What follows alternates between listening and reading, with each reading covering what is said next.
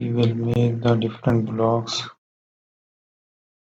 and find some designs.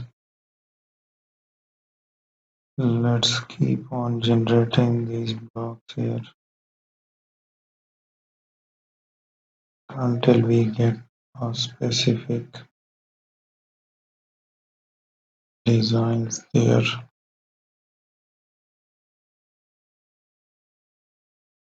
Here it is, a new shape.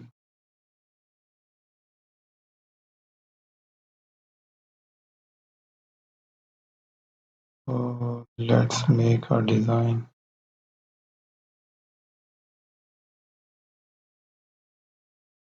So we are going to use the designs there.